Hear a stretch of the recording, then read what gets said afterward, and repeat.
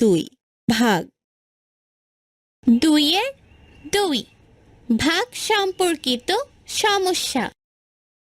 1 একটি কোম্পানিতে 225 জন কর্মচারী কাজ করেন। কোম্পানিটির মাসে 95,625 টাকা লাভ হলো। লাভের টাকা কর্মচারীদের মধ্যে সমানভাবে ভাগ করে দেওয়ার সিদ্ধান্ত নেওয়া হলো। প্রত্যেক কর্মচারী কত টাকা করে পাবেন?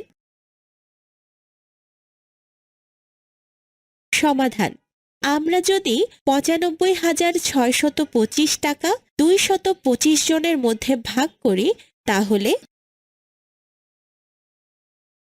95,625 ভাগ 225 সমান 425। প্রত্যেক কর্মচারী 425 টাকা পাবেন। 2 একটি গ্রামের রাস্তা মেরামতের জন্য গ্রামবাসী প্রত্যেক পরিবারের কাছ থেকে সমপরিমাণ করে টাকা তোলার সিদ্ধান্ত নিলেন। গ্রামে 367টি পরিবার আছে এবং রাস্তা ঠিক করার জন্য 80,000 টাকা প্রয়োজন। প্রত্যেক পরিবার কত টাকা করে দেবে?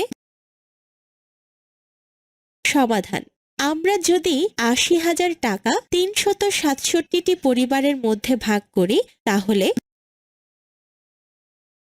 80,000 ভাগ 367 সমান ভাগফল 217 ভাগশেষ 361। প্রত্যেক পরিবার যদি 217 টাকা করে দেয়, তাহলে প্রয়োজনীয় টাকার চেয়ে কম টাকা জমা হবে। সুতরাং প্রত্যেক পরিবার 218 টাকা করে দেবে। 3 কোনো দৌড় প্রতিযোগিতার পথের এক চক্র সমান 800 মিটার। কততম বারে 10,000 মিটার পথ অতিক্রম করবে? উত্তর ক্রমবাচক সংখ্যায়। সমাধান: আমরা যদি 10,000 মিটারকে 800 মিটার দ্বারা ভাগ করি, তাহলে 10,000 ভাগ 800 সমান ভাগফল 12 ভাগশেষ 400। 12তম বার ঘোরার পরেও 400 মিটার পথ বাকি থাকবে।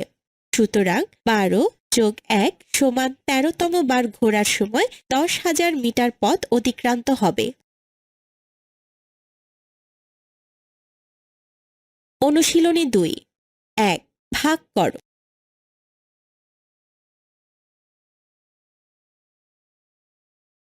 2 সঠিক কিনা যাচাই করো। 3 ভাগ করো।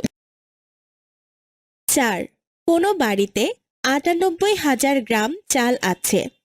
তাদের যদি প্রতিদিন 650 গ্রাম চাল লাগে, তবে কততম দিনে চাল শেষ হবে? উত্তর ক্রমবাচক সংখ্যায়। 5 একটি বই তৈরি করতে 128টা কাগজ লাগে। 60,000 তা কাগজ দিয়ে কয়টি বই তৈরি করা যাবে?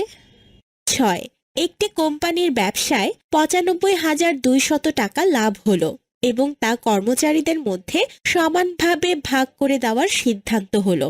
যদি প্রত্যেক কর্মচারী 800 টাকা করে পান, তাহলে কর্মচারীর সংখ্যা কত? 7 একজন লোক প্রতি মাসে 850 টাকা করে সঞ্চয় করেন। কততম মাসে তার সঞ্চিত টাকা 50,000 অতিক্রম করবে? উত্তর ক্রমবাচক সংখ্যায়। 8 একটি বাক্সে 250টি বস্তু প্যাকেট করা যায়। এরকম 43,548টি বস্তু প্যাকেট করার জন্য কয়টি বাক্স প্রয়োজন?